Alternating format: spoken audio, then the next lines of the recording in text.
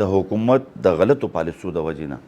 और सरा چې کوم 100 इंडस्ट्री बचरे दी आहम ओस बंद प्राती दी केपी को तो ऐसे ही डाका हुआ जैसे यतीम और यसीर बच्चों की तरह रखा हुआ। मैं 50 लाख रुपये प्लाट वागस्तु और मैं 55 लाख बंदे खर्च को खुद मैंने 5 लाख बंदे गेन वाला करना तो मैंने 55 बंदे सिंगाली दा रियल सेक्टर दा रवानो फारंद्र मेंटेनेंस वाले बकोल यूडीसी चेरा 36 करोड़ रुपए व मुंगता रेवेन्यू मेविला विदा द यो मेश रियल एस्टेट को सबसे ज़्यादा नुकसान खानाकाश से हुआ। तमाना पयो चतम इंतकाल पैसे ली तमाना पबल चतम इंतकाल पैसे ली तमाना बबल चतम मैं 15 मरले जने खस्ते खानाकाश ना होता और मलकियत होती तो इससे हमारे इदारों को हमारे डिपार्टमेंटों को इतनी रेवेन्यू जनरेट होती कि इतनी सोच से भी बाहर है। तुम्हारे भैया 15 मरले इंतकाल रखा कहना माला भैया 15 मरले प्लाट हम रखा इतने टैक्सेस लगा दिए कि वो तो ख़रीदार तो बिल्कुल ही वो कानों को हाथ लगाना शुरू कर दिया। अस्सलाम वालेकुम नाजरीन, मैं हूं शहजाद दुरानी, आप देख रहे हैं डेली मैदान। मुल्क की मैशत का अहम सतून रियल एस्टेट का कारोबार जिससे लाखों अफराद का रोज़गार वाबस्ता है, ज़बूहाली का शिकार है। इसकी क्या वजूहात हैं, ये सेक्टर क्यों तबाही की जानिब गामजन हुआ, इसकी तमाम तफसीलात हम आपको अपनी इस रिपोर्ट में बताएंगे। हमारे साथ रहिए। मखे बमंगा چې خپل اودا چاته خو موږ ډېر په ناس کولو دي موږ په ډېر خوشاله دو او چونکې ریل سېکټر دومره حد ته راغلی دی چې خپل هغه تعارف نشي کولی. زه په دې وخت کې د خیبر پښتونخوا یو فیډریشن دی دغه چیرمن یم د ریل سټیټ او زما نوم دی ډاکټر مهراب بنگش. د پراپرټي سېکټر چې کوم دی د هر ملک دپاره یو غټ فاینانشل سپورټ هر یو تاسو به تللی ملګري به تلي وړه وړه ملکونه لکه دوبۍ یا سنګاپور داسې وړه وړه ملکونه دي چې هغوی کله د ریل سېکټر ته ډیولپ دپاره هغو کوشش شروع کو نو هغه ملکونه کامیاب شو. او زمونږ بدقسمتي دا ده زمونږ د ملک چې یو راشي نو هغه تیرې پالیسۍ به ختمې کړي چې بل راشي بیا به نورې پالیسۍ به ختمې کړي. نو هر سړی چې د جیب نه څومره ټیکسونه دي خوښي هغه ټیکسونه به لګوي. پراپرټي سېکټر سره مونږ وایو که نه چې مور دین 100 انډسټري دې سره ټچ دي. لکه تاسو فار اگزامپل یو کور جوړوئ نه هغه کې صرف تاسو ته مزدور او ترکان دا نه ښکاري بلکې په یو کور په یو کمره به ته دا کم بلډینګ پرېږدوه چې هغه کې مور دین 100 انډسټري کار کوي. هغه کې سټیل کار کوي، هغه کې سیمنټ کار کوي، هغه کې ترکان، هغه کې مزدور، هغه کې هغه کې هر یو شی هغه وخت کې کار کوي چې ریل سېکټر رواني د حکومت د غلطو پالیسو د وجې نه اور سره چې کوم 100 انډسټری بچرې دي هم اوس بند پراتی دي. دا انډسټری او دا ریل سېکټر دا روانو په فارندره میټنس باندې چې خلکو به د بهر نه مزدوري محنت مزدوري به وکړه هغوی به دا پیسې چې کوم د پاکستان ته راولېږلې نو څه به د ماشومانو په دیکبال باندې به ولګېدې چې کومه به ورسره بچت شوې نو هغه باندې به هغوی ریل سېکټر کې انویسټمنټ وکړو چې مطلب دی چې څه نه څه یو فایده به رسېږي به نو هغه به د هغه باندې به چې کوم دی حکومت ته به بلا ټیکسونو به په عامت کې به هغه ته ریونیو جمع کېده به بکول یو ډي سي چېره 36 کروڑ روپۍ به موږ ته ریونیو میلوي ده د یو میاشت ته. اوس ریونیو راغلی ده لکونو روپو ته بلکې زه به چې کېدای شي زرونو ته راغلي څوک انویسټمنټ نه کوي او که څوک اول خو څه اخلي نه که بیا واخلي د ټیکسونو د وجې نه هغه سټامپ پیپر پرې محدود پاتې شي. که بیا یو سړی ډېر تکړه دی و یاره زه پهلوان یم نو ډېر تکړه شي نو به پاور اف اټارني بوکي. پاکستان کې به 50 لاک خلکو نه زیات خلکو پراپرټي بزنس پای کولو لکه دا د بغیر د وردې سپایانو هغو خلکو به بار دوبۍ سره سعودي سره کویت سره امریکې سره یو بل کوم زمونږ انویسټران به پراتو نو هغو سره به رابطه وو نو هغه به دومره کنوینس کو چې هغه به هغه پیسې پاکستان ته راولېږلې د یو پراپرټي کنسلټنټ په وجه باندې چې هغه ورپسې شوی و چې رجي نه جي خیر دی لږ سواله هغه به واغسته. زه به ته وایم چې په درجنو پراپرټي ډیلر چې هغه ډیلینګ وغیره کړي هغه چې کله مارکیټ خراب شو نو هغه دومره ډسکرج شو چې هغه خودکشیانې وکړي چا لږ ډېر وز برابرېدو خو ملک اوس نه دی پرېښی نن نه 3-4 کاله مخکې ملک پرېښی دی اتلي دي چې کوم خلک دلته پاتې شوي دي نو هغو چا ځان ته ریکشا واغسته چا ځان ته چینچي واغسته چا چې کوم دی ځان ته دا ریډه دا چې ما بیګا یو ځای کې بای چانس لاړم نو ما مې د په څو دی هغه وایي چې 250 روپۍ کیلو چې څنګه ما ته وایي چې 250 روپۍ کیلو نو ما ته غاړه راکړه نو ما یې وایي ته څه کوې وایي یاره جي بس ډېره مجبوري مې وه اوس مې امونه شروع کړي دي د سیټي هم مخې ته ولاړو مخکې موږ سره پراپرټي سیکټر کې به کار کولو چې کوم سہولیات په پنجاب کې خلکو ته ملاویږي او کم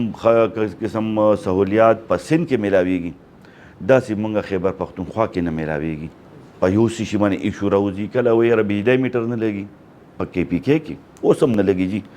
کله وایي چې ګیس میټر نه لګي نن هم نه لګېږي جي نو هغه لیونی دی چې هغه دلته انویسټمنټ کوي هغه دلته دومره پیسې ولګوي اوس هم دا وایم دا زما تجویز دی چې موږ ته یو 3 کالو دپاره یو امنیست سکیم دی موږ ته راکړی شي او تاسو خپل ریونیو وګورئ تاسو دلته کې پی کې هم وګورئ دلته پنجاب هم وګورئ سند هم وګورئ بلوچستان هم وګورئ انشاءالله دې سکیم په وجه باندې دا سکیم موږ ته زه چونکې ما یو سیاسي پارټۍ سره هم څه تعلق نشته خو زه به دا وایم چې دا سکیم دا منیسټ سکیم موږ ته عمران خان صاحب راکړی نو هغه وخت کې $70 بلین فارن ریمیټنس شکل کې راغلی وي دا نو هغه وجه دا وه چې هغه منیسټ سکیم هر سړي ته فایده اوچته کړه میرا نام عبداللطیف بٹ ہے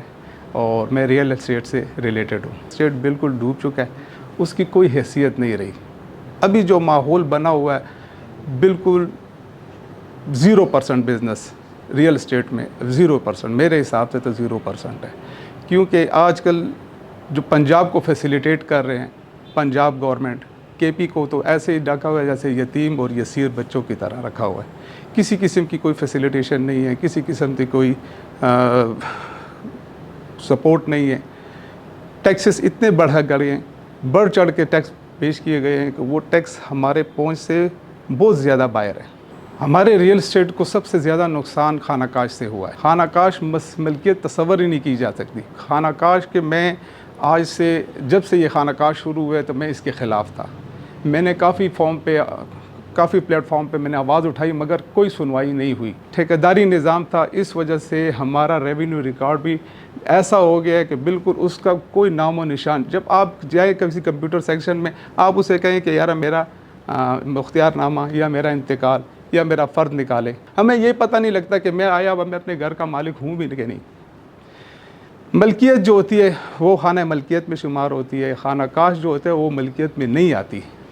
خانہ کاش ایسا ہوتا ہے جیسے کہ میں نے کسی کو اپنی زرعی زمین ہینڈ اوور کر دی ہے خانہ کاش نہ ہوتا اور ملکیت ہوتی تو اس سے ہمارے اداروں کو ہمارے ڈپارٹمنٹوں کو اتنی ریونیو جنریٹ ہوتی کہ اتنی سوچ سے بھی باہر ہے کیونکہ آج 2013 سے لے کر 2019-20 تک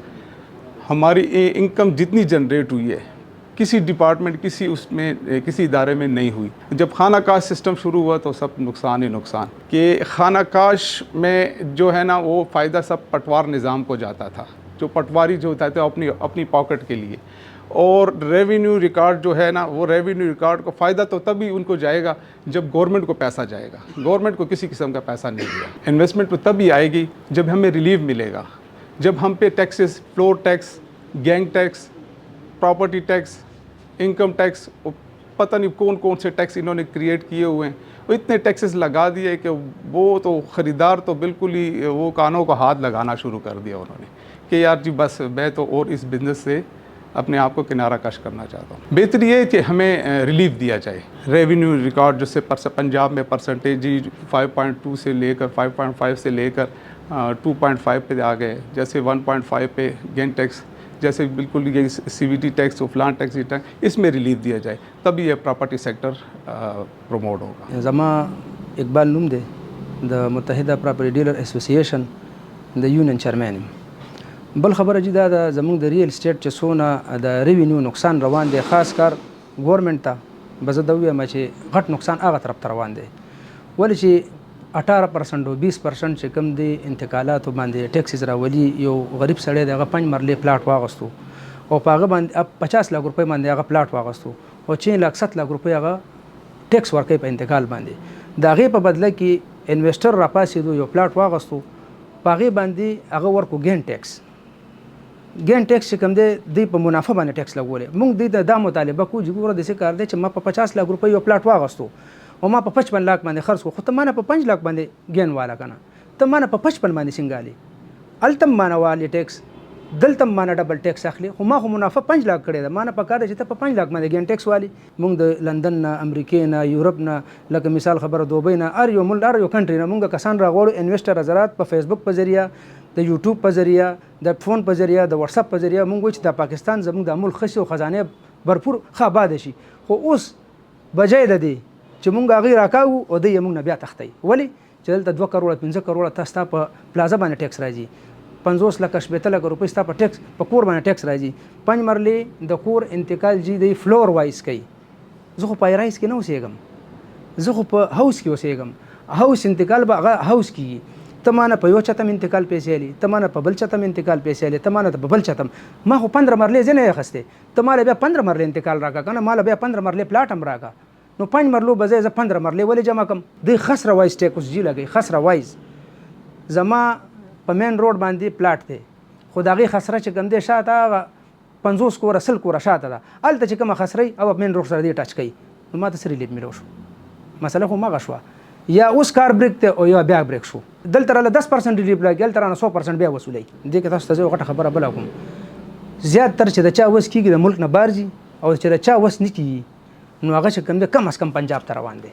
زمونږ خیبر پختونخوا ته ډېر غټ نقصان ملایويږي مونږ په دې ریل اسټیټ کې بعضې داسې مرګري چې د هغې رجسټرډ نه دي